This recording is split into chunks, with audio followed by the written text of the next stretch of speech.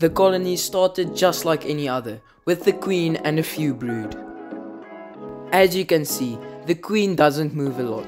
This is because she uses all her spare energy and food to keep her brood alive and make sure that the first generation of ants were on their way.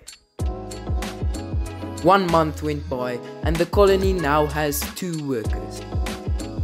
With a few cocoons in the back of the test tube, more workers were soon to arrive. By the 3rd month, the colony now had 6 workers in total. If you take a closer look at the queen's gaster, you can see that it is a lot bigger than normal. This is because it is filled to the brim with eggs, and the colony was ready to explode in numbers. That's why I decided to remove the original test tube and replace it with a few smaller ones. Now that the colony had a lot more space, they started growing extremely fast and reached almost a total of 30 worker ants. As days went by, the test tube started growing mold inside of it, which would not be good for the colony's health. This meant that I needed to change the test tubes again. The colony started filling up their newly cleaned test tubes and was now, by month 10, officially 80 workers strong. The colony was so big that they assigned workers to guard the front of their nest, standing with their mandibles wide open, ready to attack.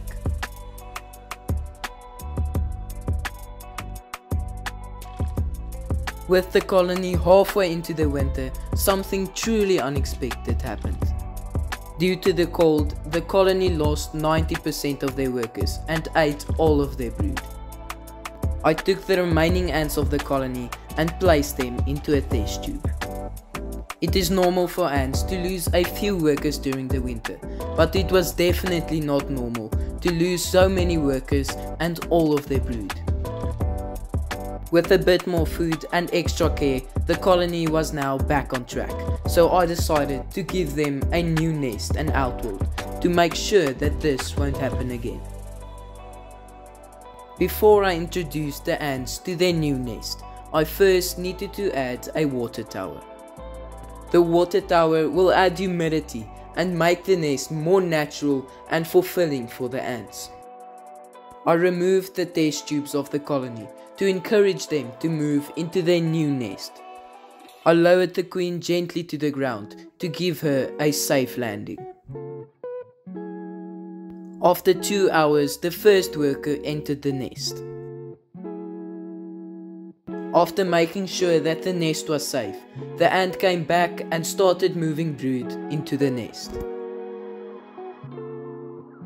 Not long after that, the queen decided that she was ready to go into her new nest. An ant walked in front of her, showing her the path and protecting her like a bodyguard. After the queen moved in, the rest of the colony followed in her footsteps. This is what the nest looks like with the colony inside of it.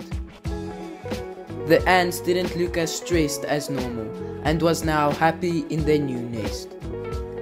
If you like this video, you should go and watch my video on how I kept drop tail ants for 100 days.